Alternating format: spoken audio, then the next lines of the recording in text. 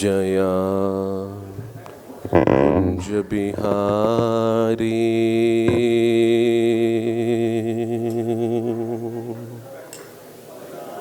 थोड़ा गूगल पतला करें, थोड़ा फाइन करें, मोटी है।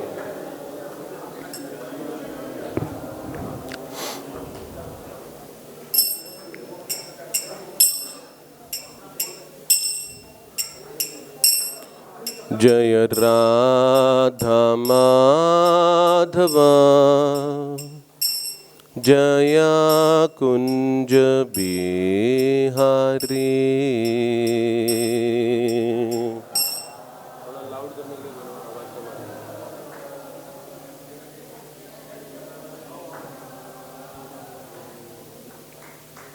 जय गोपी जनवल्लभा गिरिवरधारी।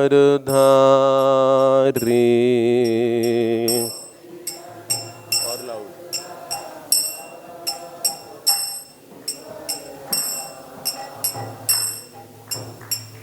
गोपी जनवल्लभा गिरिवरधारी।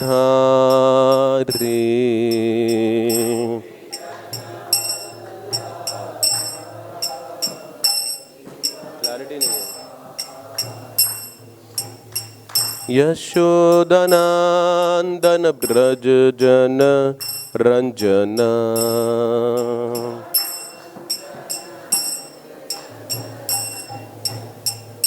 यशोदनंदन ब्रज जन रंजन।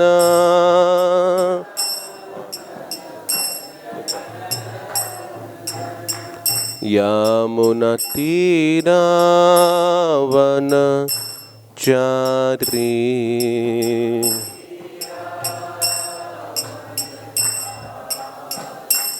यमुना तीरा वनचारी।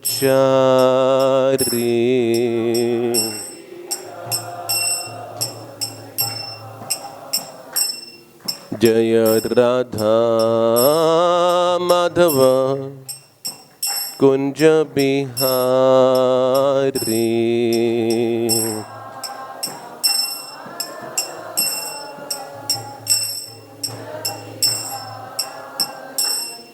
जय राधा माधव कुंज बिहारी।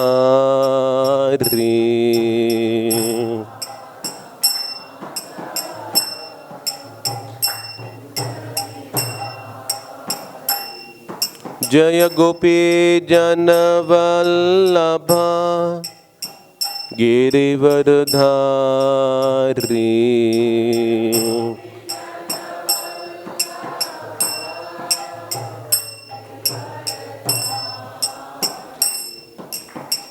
गोपी जनवल्लभा गिरिवरधारी।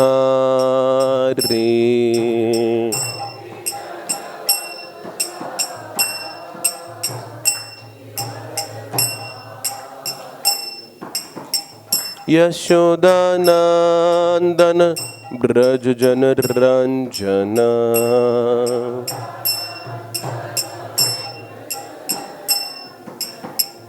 यशोदानंदन ब्रज जन रंजन।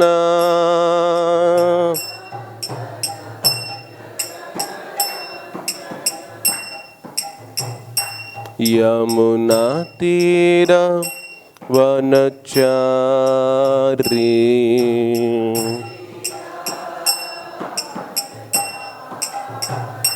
यमुना तीरा वनचारी।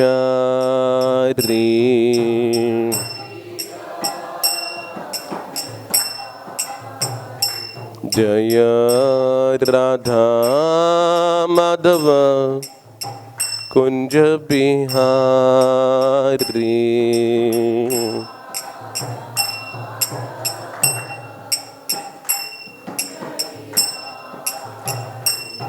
जय राधा माधव कुंज बिहारी।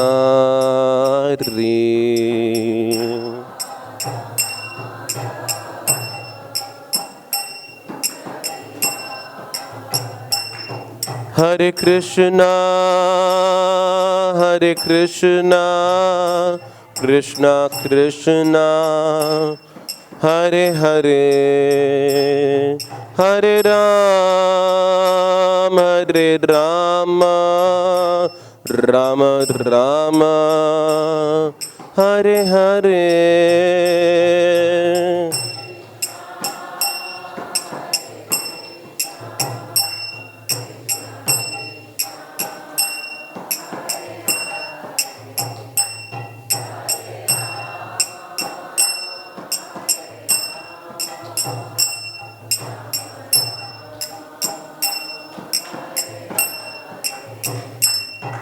हरे कृष्णा कृष्णा कृष्णा हरे हरे, हरे राम राम राम हरे हरे।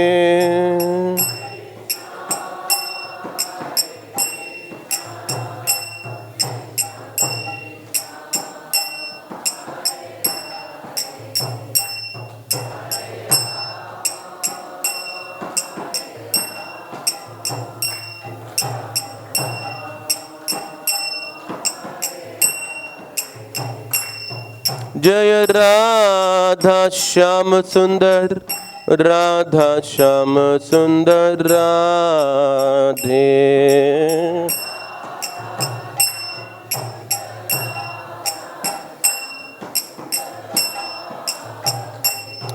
जय कृष्ण बलराम कृष्ण बलराम कृष्ण बलराम, जय कृष्ण बलराम।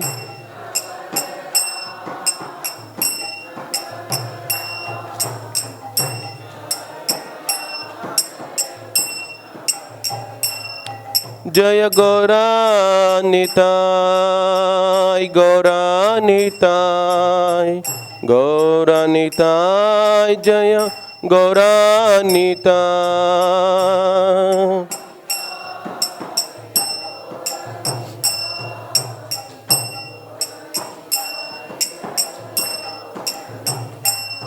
प्रभुपाद प्रभुपाद प्रभुपाद प्रभुपाद।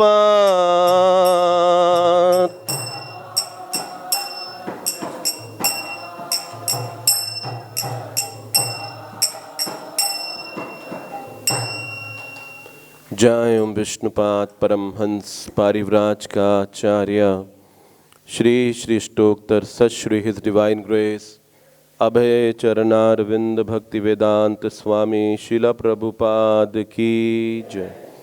इस्कॉन बीबीटी संस्थापक आचार्य श्रील प्रभुपाद की जय। ओम विष्णुपाद परमहंस पारिव्राज का आचार्य श्री श्री अष्टोत्तर सत श्री हिज डिवाइन ग्रेस भक्ति सिद्धांत सरस्वती गोस्वामी महाराज श्रील प्रभुपाद की जय।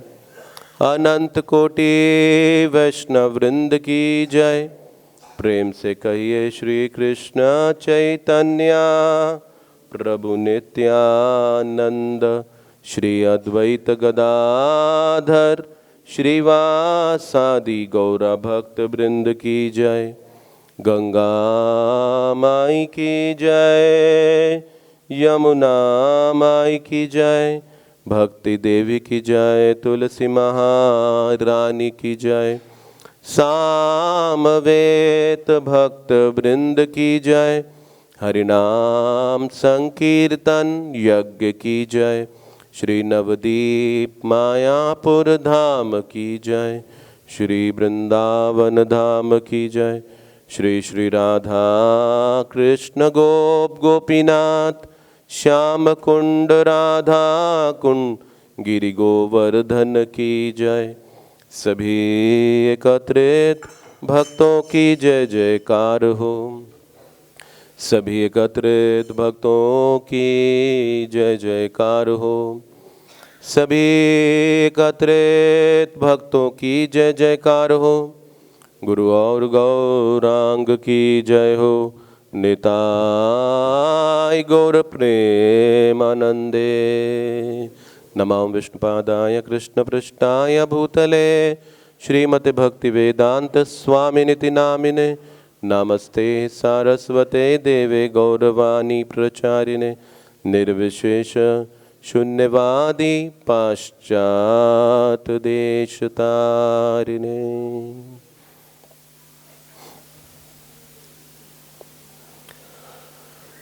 ओम नमो भगवते वासुदेवाय।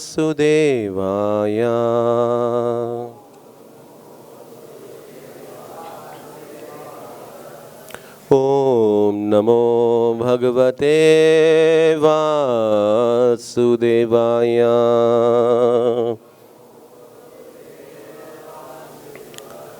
ओम नमो भगवते वासुदेवाय।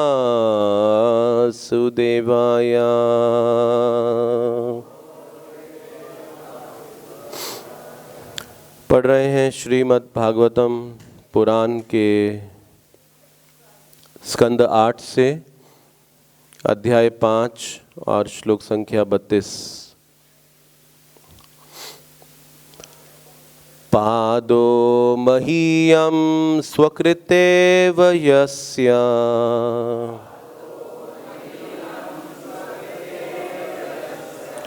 चतुर्विधो यत्र हि भूतसर्गः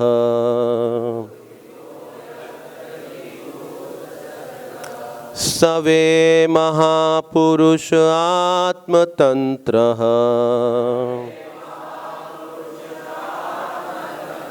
प्रसीदतां ब्रह्म महाविभूतिः।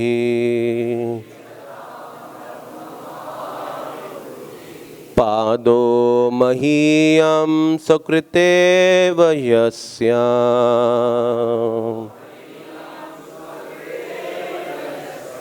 चतुर्विधो यत्र हि भूतसर्गः सवे महापुरुष आत्मतंत्रः प्रसीदतां ब्रह्म महाविभूतिः।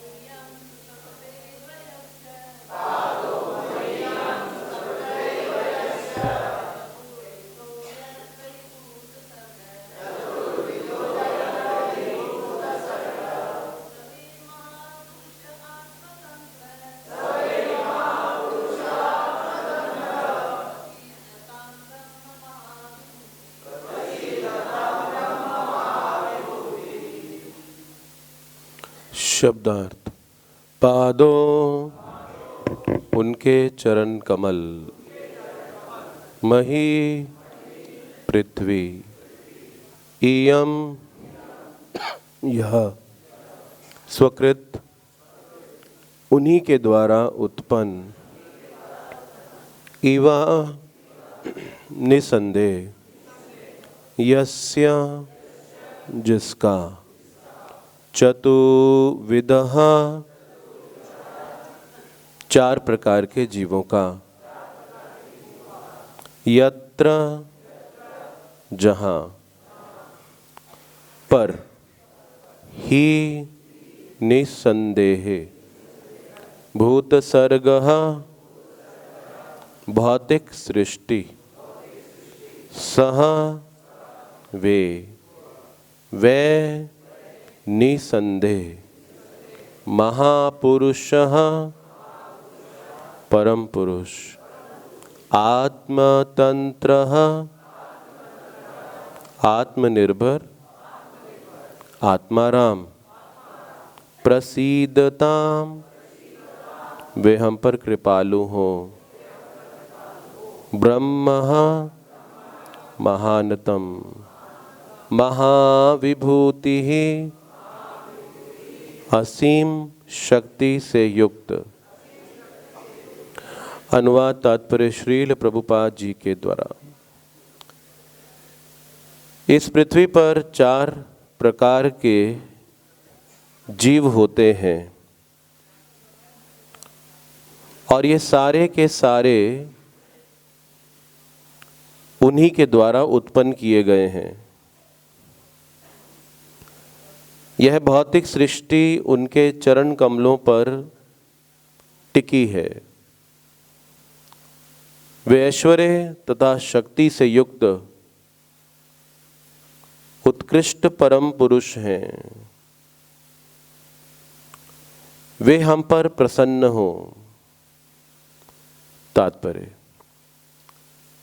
मही शब्द 5 भौतिक तत्वों पृथ्वी, जल, अग्नि, वायु तथा आकाश का सूचक है,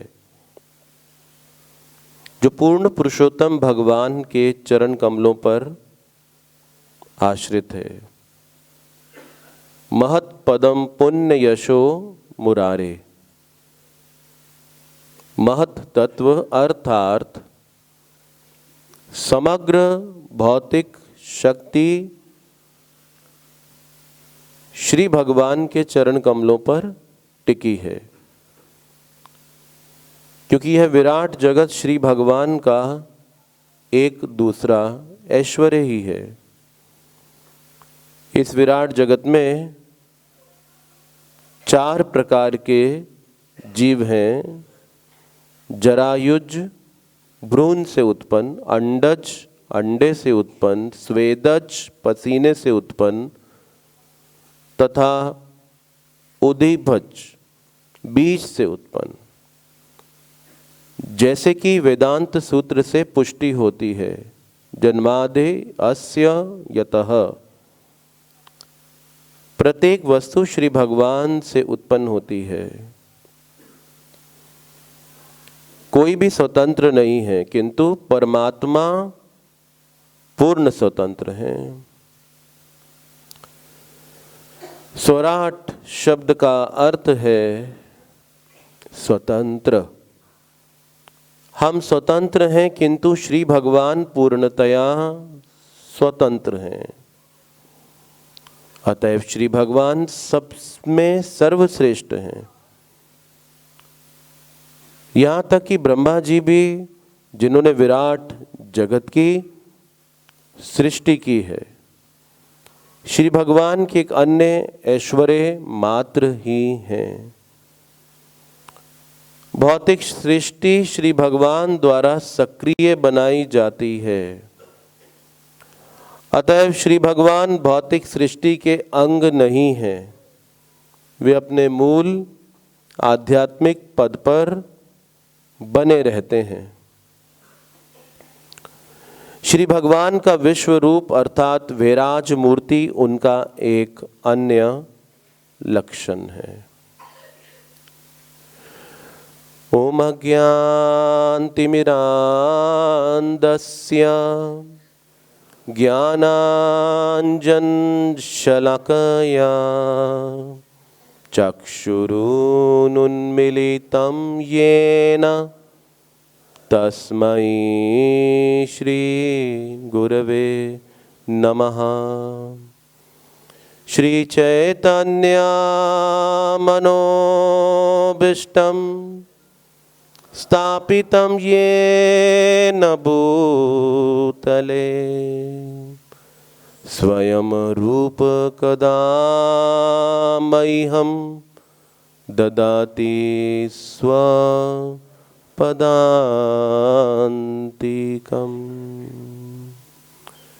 वन्देऽहं श्रीगुरो श्रीयुतापदकमलं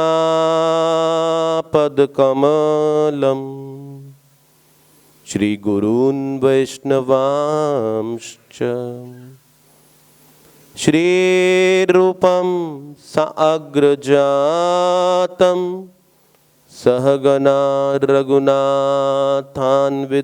तं सहजीवं सावधूतं सावधूतं परिजना सहितं कृष्ण चैतन्य देवं श्री राधा कृष्ण पादान् सहगन ललिता श्री विशाखा निवृतांश्च। हे कृष्ण करुणा सिंधु दीनबंधु जगतपते गोपेश गोपिका कांत राधाकांत नमस्तुते। तप्त कांचन गौरांगी राधे वृंदावनेश्वरी वृषभानु सुते देवी प्रणमामि हरिप्रिये। वाञ्छाकल्पतरुभ्यश्च कृपा सिन्धुभैव च पतितानां पावनेभ्यो वैष्णवेभ्यो नमो नमः। श्री कृष्ण चैतन्य प्रभु नित्यानंद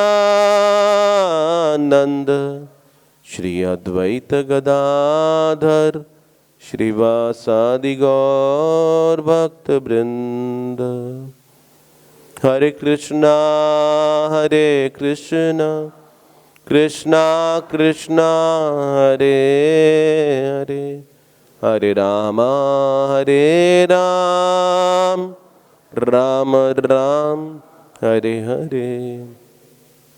नमो विष्णुपादाय कृष्णपृष्ठाय भूतले श्रीमते भक्ति वेदांत स्वामिनिति नामिने। नमस्ते सारस्वते देवे गौरवाणी प्रचारिणे निर्विशेष शून्यवादी पाश्चात्य देश तारिणे।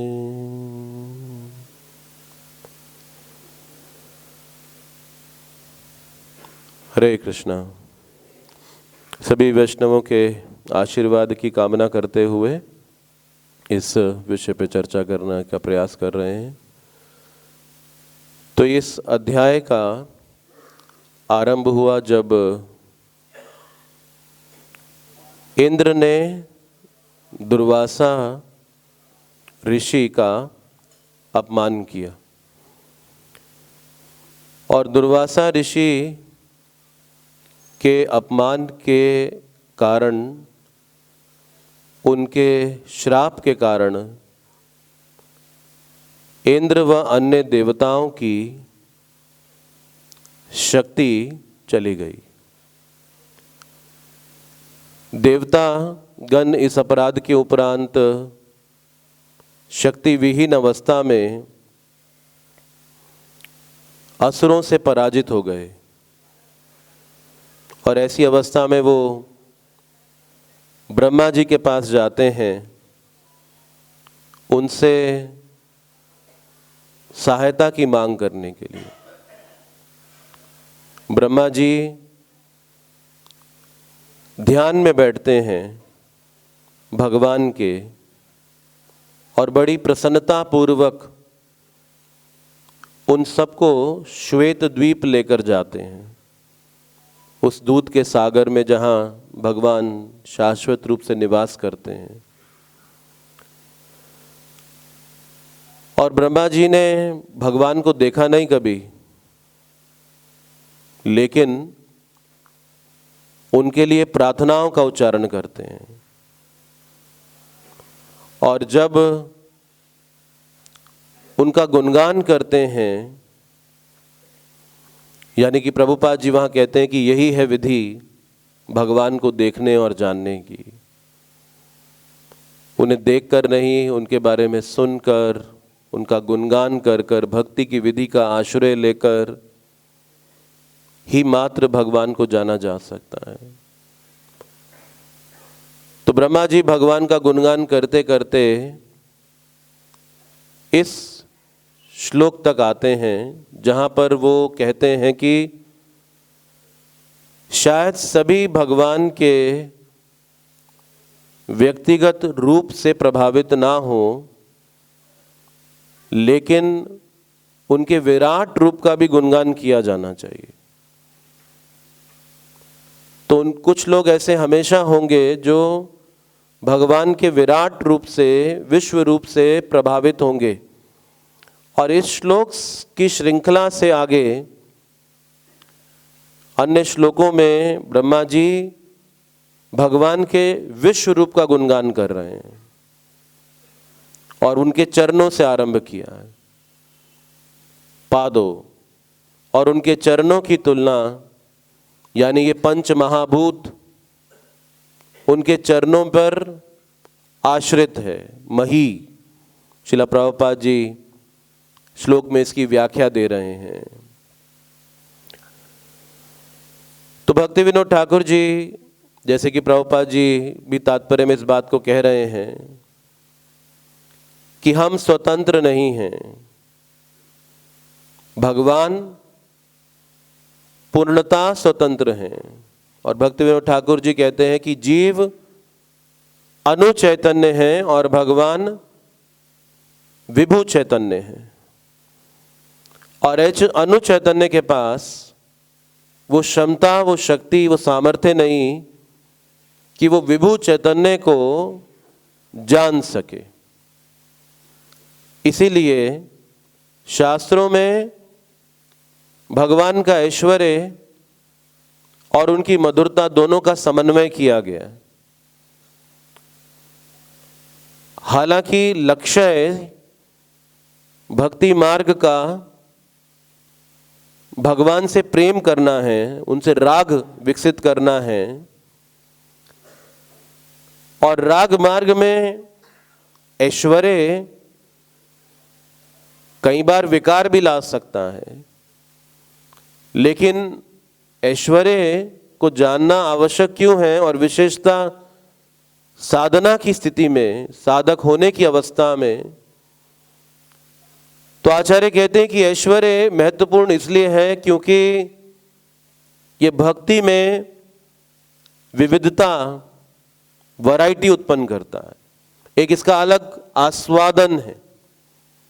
ऐश्वर्य को जानने के उपरांत भगवान के प्रति हमारा समर्पण, जब हम इस भौतिक जगत के ऐश्वर्य से प्रभावित हैं और हमारा आकर्षण इस संसार के ऐश्वर्य के प्रति है, जैसा कि प्रभुपाद जी कह रहे हैं तात्पर्य में कि ये भौतिक सृष्टि भगवान का ऐश्वर्य है, और एक तरह से अप्रत्यक्ष रूप से हम भगवान के ऐश्वर्य के प्रति आकर्षित हैं, ये जाने बगैर कि एक्चुअली वो भगवान का ही ऐश्वर्य है। तो इसीलिए श्रील प्रभुपाद जैसे महान आचार्य जब इस भौतिक प्रकृति की सुंदरता, उसके ऐश्वर्य को देखते हैं तो उस ऐश्वर्य के पीछे वो जो व्यक्ति है जो ये कहता है मया अध्यक्षेन प्रकृति, तो जिसकी अध्यक्षता में ये प्रकृति चलती है, तो वो आचार्य इस ऐश्वर्य के माध्यम से उस व्यक्ति का दर्शन करवाते हैं। इसलिए शास्त्रों में जब हम भगवान के स्वरूप को, व्यक्तिगत रूप को देखने की योग्यता नहीं रखते, क्योंकि वो योग्यता तो प्रेमांजन चुरति भक्ति विलोचनेना के स्तर पर है, तो फिर ऐश्वर्य के माध्यम से इसे शास्त्रों में, न्याय शास्त्रों में शाखा चंद्र न्याय भी कहा गया है कि शाखा के माध्यम से, जैसे माँ बच्चे को चंद्रमा दिखा रही है और बच्चा चंद्रमा नहीं देख पा रहा, तो माँ कहती है देख वो पेड़ देख, पेड़ की वो शाखा देख, वो शाखा के अंत में देख और वो कोने में देख, वहां चंद्र है। तो पेड़ को माध्यम बना के माँ चंद्र का दर्शन कराती है। तो उसी प्रकार से आचार्य ऐश्वर्य को माध्यम बना के जो कृष्ण चंद्र हैं, उस ऐश्वर्य के स्रोत, उनका दर्शन कराते हैं। तो वास्तव में दर्शनीय और दर्शन किया जाने के लिए अगर कोई विषय है तो वो परम भगवान हैं, लेकिन ये सृष्टि उनके दर्शन का एक माध्यम मात्र है।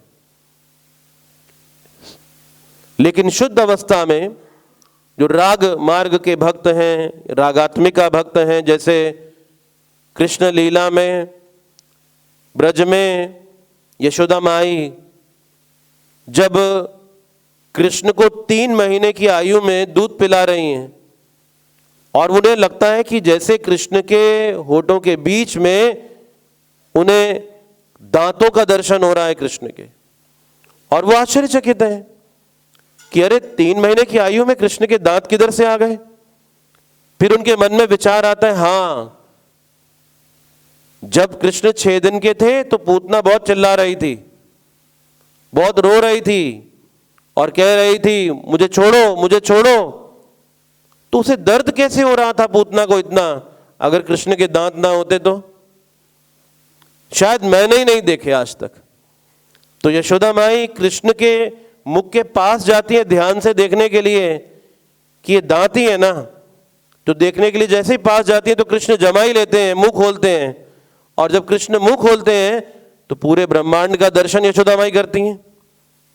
और जब यशोदा माई दर्शन करती हैं ब्रह्मांड का, तो यशोदा माई आश्चर्यचकित होती है कि ये मेरा बेटा है, कौन है, ये क्या दिख रहा है।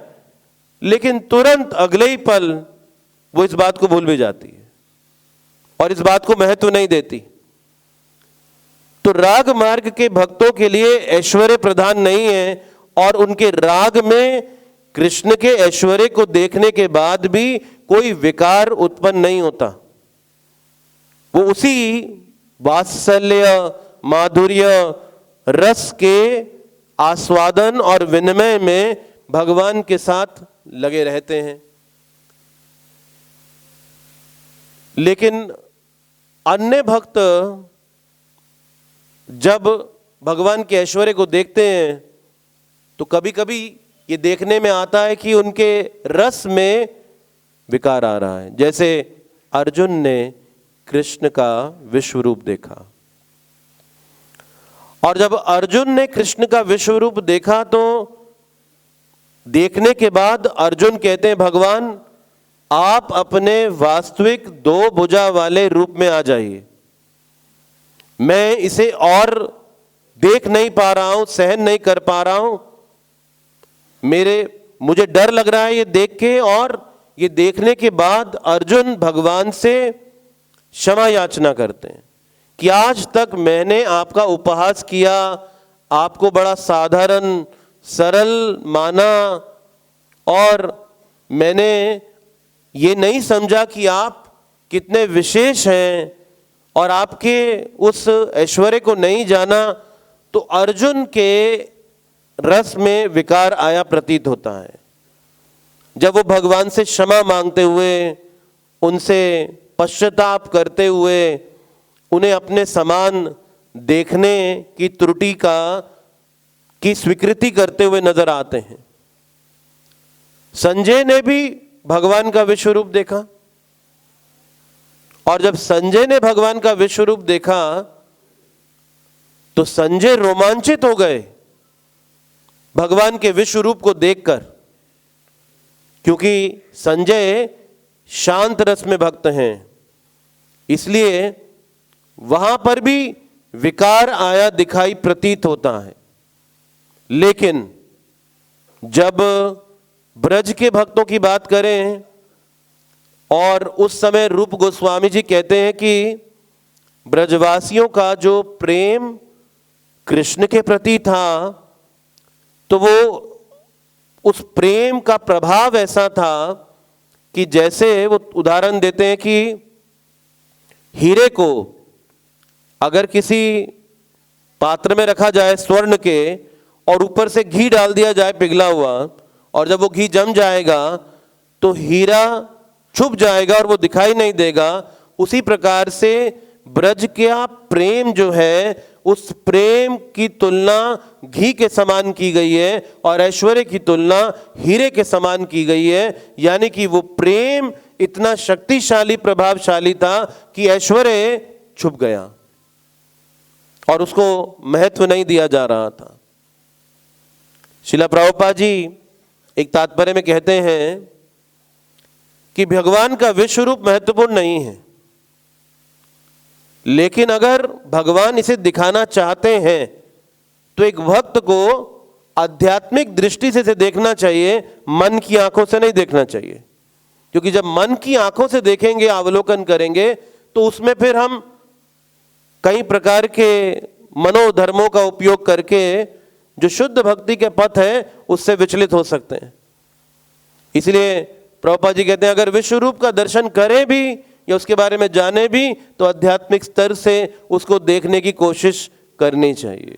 और इसीलिए प्रभुपाद जी कहते हैं कि भक्त दिव्य धरातल पर भगवान से संबंध स्थापित करते हैं और भगवान के जो दिव्य प्रेममय लक्षण है उनसे संबंध बनाते हैं। तो प्रभुपाद जी कहते हैं, हमें अंग्रेजी में कहते हैं कि गॉडलेस डिस्प्ले ऑफ ऑपुलेंस, भगवत विहीन ऐश्वर्य से कोई लेना देना नहीं है। अब प्रभुपाद जी ये क्यों कहते हैं कि भगवत विहीन ऐश्वर्य? ऐश्वर्य वो कृष्ण का ही है, लेकिन फिर भगवत विहीन ऐश्वर्य क्यों कहा गया है? क्योंकि उसमें व्यक्तिगत उपस्थिति नहीं है भगवान की। और जो शुद्ध भक्ति का मार्ग है उसमें भगवान की व्यक्तिगत उपस्थिति के ऊपर महत्व दिया गया है। एक व्यक्ति ने प्रभुपाद जी से प्रश्न भी किया और पूछा कि प्रभुपाद जी, अगर हम अन्य भगवानों यानी देवताओं आदि की पूजा करें तो क्या ये उचित है या अनुचित है? तो अगर उनकी पूजा करके हम कृष्ण भक्ति करना चाहें या उनसे मांगना चाहें कि हम कृष्ण की शुद्ध भक्ति कर सकें, तो क्या ये सही है? तो प्रभुपाद जी कहते हैं कि अगर आपने किसी पात्र में शराब को रखा है, शराब को निकाल के उस पात्र को अगर आपने धो भी दिया है, तब भी वो पात्र अनुपयोगी है। उसी प्रकार से माम एकम शरणम व्रज, एकमात्र कृष्ण का, कृष्णई का शरणम, एक भक्त की योग्यता और विशेषता कैसे देखी जाए? वो भक्त कितना उन्नत है, कितनी उसने भक्ति पथ पे उन्नति करी है, ये प्रदर्शन इस बात से होगा कृष्णई का शरणम, वो कितना कृष्ण का आश्रय अपने जीवन में ग्रहण कर चुका है या करने की कोशिश कर रहा है। यही एकमात्र पैमाना है किसी के भक्ति के स्तर को नापने के लिए।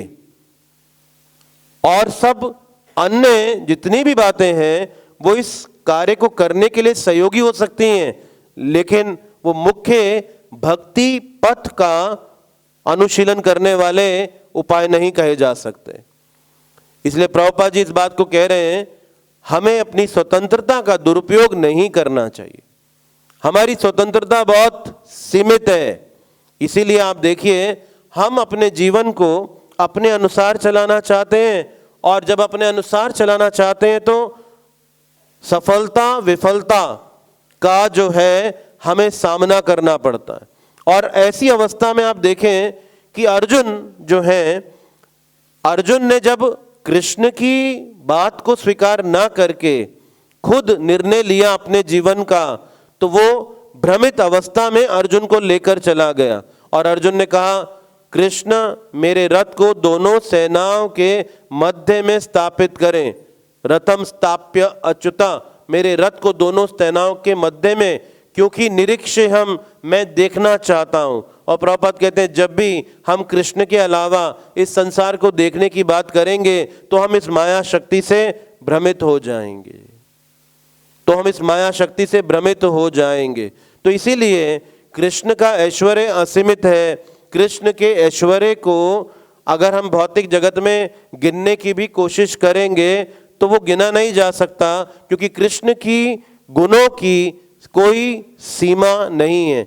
गीता में कृष्ण कहते हैं गतिर भरता प्रभु साक्षी, यानी कि मैं ही हूं जीवन का लक्ष्य, मैं ही सबका पालन करने वाला हूं, मैं सारी सृष्टि को बनाने वाला हूं, मैं सबका आधार हूं, मैं ही वो सर्व कारण कारणम हूं।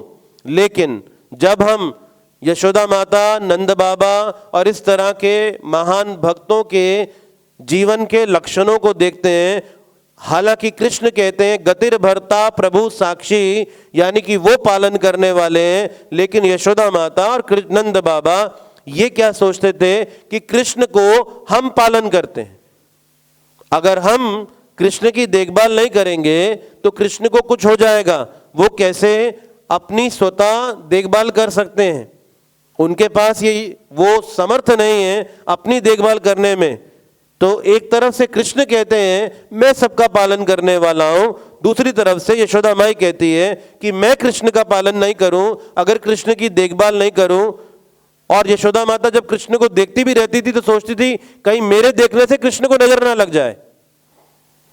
तो ये विचार इन भक्तों के अंदर देखने के लिए पाया जाता है। ऐसा जो रस है, ऐसा जो भावना है वहां, और कृष्ण भी ऐसा व्यवहार कर रहे हैं। एक तरफ वो कृष्ण जो कि ब्रह्मा जी भी उन्हें देख नहीं पा रहे, सिर्फ उनसे प्रार्थना तक कर पा रहे हैं, इतना ही ब्रह्मा जी का संबंध कृष्ण से दिखाई दे रहा है। और वो जो कृष्ण है इन ब्रज के भक्तों के बीच में, इन रागात्मिका भक्तों के मध्य के अंदर कैसा रसास्वादन कर रहे हैं, कैसा साधारण एक बालक की तरह अपने आप को प्रस्तुत कर रहे हैं। यानी कि यहां ब्रह्मा जी कह रहे हैं कि सब कुछ उन पे निर्भर है, लेकिन जिन पे सब कुछ निर्भर है वो तो अपने भक्तों पर निर्भर दिखाई देते हैं। जिन पे सब कुछ निर्भर है दिखाया जा रहा है वो अपने भक्तों पर निर्भर है कि कैसे नंद भवन जो कि रत्नों से बना था, कृष्ण अपनी छवि को देखकर डर जाते थे, अपने प्रतिबिंब को देखकर डर जाते थे।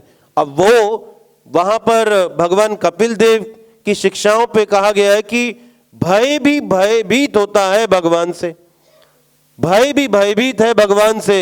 और भगवान नंद भवन में अपनी छवि को देखकर गिर जाते थे।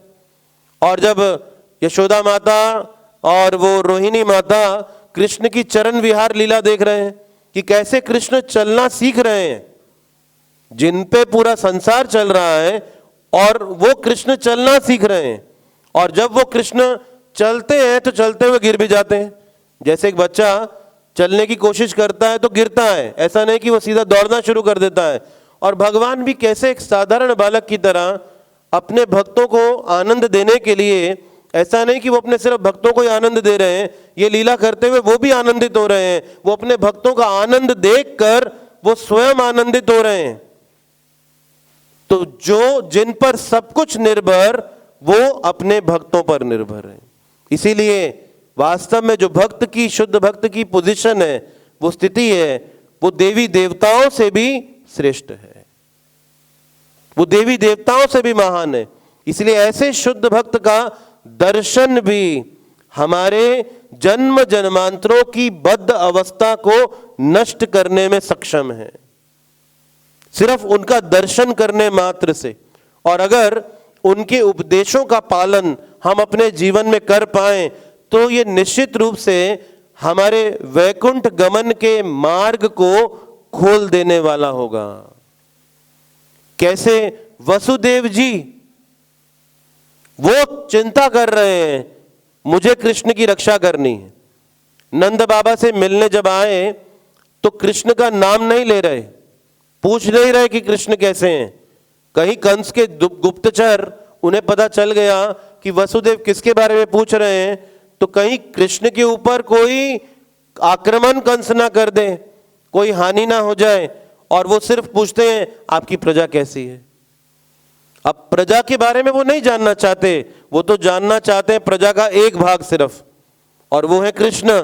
लेकिन कृष्ण का प्रत्यक्ष नाम नहीं लेते। तो वसुदेव जी कृष्ण की, वो कृष्ण जो सबको सुरक्षा प्रदान करने वाले हैं और उनकी सुरक्षा के अलावा कोई भी सुरक्षा सक्षम नहीं, और वसुदेव जी उनकी सुरक्षा की चिंता कर रहे हैं। तो वास्तव में ये जो भाव है, इसीलिए शिला प्रभुपाद जी जो दोनों चीजों का समन्वय प्रस्तुत करते हुए कह रहे हैं ऐश्वर्य को जानना आवश्यक है, लेकिन ऐश्वर्य सहायक है भगवान से प्रेम विकसित करने के लिए, वो लक्ष्य नहीं है। लक्ष्य तो भगवान से प्रेम विकसित करना है। तो भगवान अपने भक्तों के साथ संबंध में अपने भक्तों को श्रेय भी देते हैं, उन्हें सेवा का अवसर प्रदान करते हैं, और कई बार सेवा करते वक्त हमें ऐसा प्रतीत होता है जैसे हम भगवान के लिए कुछ योगदान दे पा रहे हैं। जैसे भगवान श्री रामचंद्र जी ने लंका जाने के लिए जब वो पुल का निर्माण करने का निर्णय लिया, तो ये जितने भी वानर थे कितने उत्साही थे, उन्हें लग रहा था हम भगवान की सहायता कर पा रहे हैं, हम भगवान की सहायता। जैसे शिला प्रभुपाद जी अपने शिष्यों को इतना सम्मान देते थे, उन्हें कहते थे कि तुम्हारी वजह से मैं इतना बड़ा प्रचार कार्य कर पा रहा हूं, ये तुम लोग हो जिनके कारण ये प्रचार हो रहा है। तो सतस्वरूप महाराज जी कहते हैं, जब प्रभुपाद जी ये कहते थे, उनको सन्यास दीक्षा देते वक्त प्रभुपाद जी ने कहा था, देखो मैंने जब सन्यास लिया था तो मैं तो वृद्धावस्था में जाके सन्यास लिया, लेकिन तुम अभी इतने युवक हो, 20 वर्ष के थे, तुम इतने अभी युवक हो और सन्यास ले रहे हो, तो तुम कितना बड़ा काम कृष्ण की सेवा के लिए करोगे। तो सतस्वरूप महाराज जी कहते हैं, हाँ हमें लगता था वास्तव में हम कुछ विशेष कर रहे हैं, लेकिन 14 नवंबर 1977 का दिन जब आया तो उसके बाद हमें पता चला कि वास्तव में ये सब कर कौन रहा था, क्योंकि समस्याओं का पहाड़ टूट गया हमारे ऊपर। तो कि हम इधर संभालते तो उधर भागते, इधर भागते तो उधर भागते, चारों तरफ से समस्याएं आ रही थी, और फिर पता चलना शुरू किया कि एक्चुअली चला कौन रहा था, इस सबको कर कौन रहा था। तो प्रभुपाद अपने शिष्यों को श्रेय दे रहे थे, अपने अनुयायियों को श्रेय दे रहे थे। उसी प्रकार से भगवान अपने भक्तों को श्रेय दे रहे हैं। कैसे अर्जुन युद्ध के मैदान में रो रहे हैं, विलाप कर रहे हैं, विषाद योग, पूरा का पूरा अध्याय विषाद के ऊपर है, और वो विषाद कर रहे हैं। अब भगवान अर्जुन को कहते हैं गीता में कि चाहे तुम युद्ध ना भी करो, मेरी व्यवस्था के द्वारा ये सारे योद्धा पहले ही मारे जा चुके हैं, इनमें से कोई भी यहां से जीवित निकलकर बाहर नहीं जाएगा। तो भगवान ने ये निर्णय तो पहले ही ले लिया था, तो अर्जुन को तो सिर्फ निमित्त बनाया गया और पूरा श्रेय दिया गया युद्ध का। तो उसी प्रकार से भगवान अपने भक्तों से व्यवहार करते वक्त, अपने भक्तों से डील करते वक्त, उनकी भक्ति और उनके प्रेम के कारण अपने आप को भक्तों पे आश्रित बना देते हैं, और भगवान अपने भक्तों के द्वारा दी गई सेवा के प्रति अति कृतज्ञ भी रहते हैं। कैसे त्रेता युग में जाम्बवन भगवान राम की सेवा बड़ी श्रद्धा और बड़े बड़े विश्वास के साथ करते हैं। अब वही जाम्बवन की पुत्री जाम्बवती से विवाह भगवान कृष्ण करते हैं। तो कैसे युग बीत गया, लेकिन भगवान ने जाम्बवन सेवा को भूला नहीं, और उसकी सेवा के प्रति अपना आभार जो था, कृतज्ञता थी, एक युग के बाद भी प्रकट की। वास्तव में जब हृदय में कृतज्ञता ना हो, इस भक्ति पथ में होते हुए हमारे हृदय में प्रशंसा ना हो, जो हमने इस भक्ति पथ में प्राप्त किया या जो भी हम अपने जीवन के अंदर स्वीकार कर रहे हैं, क्योंकि भक्ति का जो बीज है वो कृतज्ञता की भूमि में ही रोपा जाता है।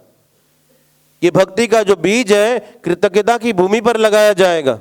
और अगर कोई हृदय कृतज्ञ नहीं, कृतज्ञना है, तो ये भक्ति का बीज फलीभूत नहीं हो सकता।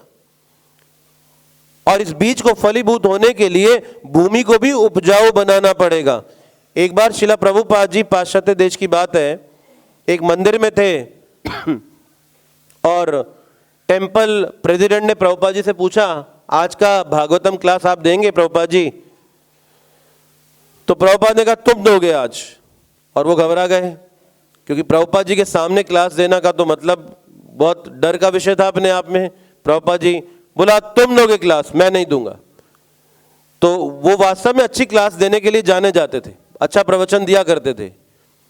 और श्रोताओं में प्रभुपाद जी भी आगे बैठ गए उनके प्रवचन को सुनने के लिए। और जैसे ही उन्होंने प्रभुपाद जी को देखा तो व्यास आसन में बैठे रोमांच कंपा श्रु तरंग भाजो सब होने लगा उन्हें।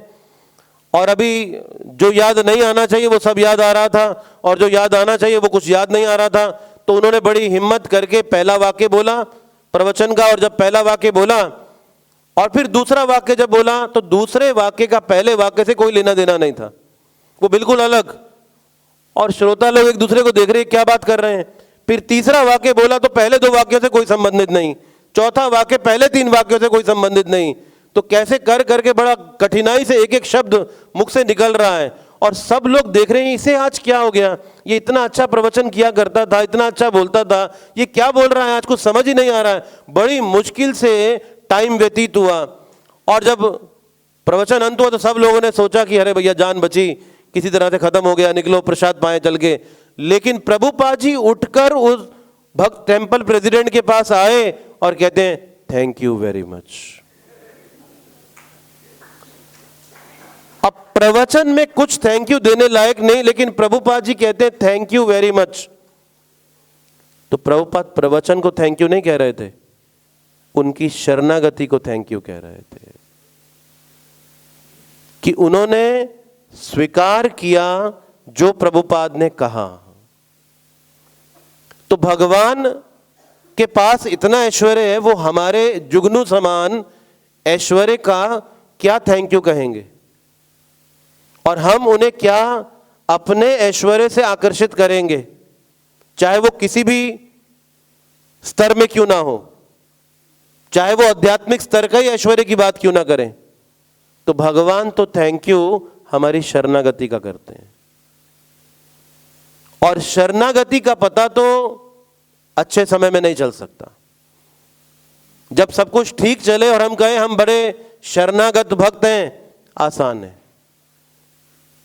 लेकिन जब सब कुछ हमारी अपेक्षा के विपरीत हो और तब भी हम विश्वास में कमी ना आने दें, ये वास्तविक शरणागति है। और ये शरणागति की स्तर की अपेक्षा भगवान सर्वधर्मान पारितज्य में कर रहे हैं। ये एक ऐसे शब्द हैं जो कोई भी व्यक्ति गीता को सुन और पढ़ रहा हो, वो व्यक्ति बड़े निपुणता से इसे दोहरा भी सकता है और इसे सुन भी सकता है, इसके कई प्रकार के अर्थ भी बता देगा। लेकिन इसका अनुशीलन, इसका पालन आसान नहीं है, और वो कोई विरला ही करता है। और ये भगवान की अपेक्षा है, और ये भगवान हमारे अंदर देखना चाहते हैं, यानी कि हमारी निर्भरता भगवान के ऊपर। और ये इतनी सरलता और इतनी तीव्रता से विकसित नहीं हो जाती। इस निर्भरता को विकसित करने में समय लगता है, भक्ति की परिपक्वता में समय लगता है। जैसे बांस का जब बीज बोया जाता है, एक किसान बांस का बीज बो के उसको जल देता है, 1 साल तक पृथ्वी से कुछ बाहर नहीं आता, लेकिन वो फिर भी निष्ठा से उसको पानी देता है, उसकी देखरेख करता है। दूसरा साल बीज से कुछ बाहर नहीं आया, तीसरा साल कुछ बाहर नहीं आता, चौथा साल 1.5 महीने में बांस 90 फुट लंबा हो जाता है। 3 साल तक किसान प्रतीक्षा करता रहता है, उसे जल दे दे के उसका विकास करने के लिए। उसी प्रकार से हम सोचें कि माला पकड़ना सीखा हमने, तिलक लगाना सीखा हमने, भागवतम पढ़ना सीखा हमने, भागवतम के कुछ श्लोकों को जाना हमने, तो बस इसी से अनर्थ निवृत्ति हो जाएगी, तो यह आसान नहीं है। बांस का उदाहरण याद रखना चाहिए।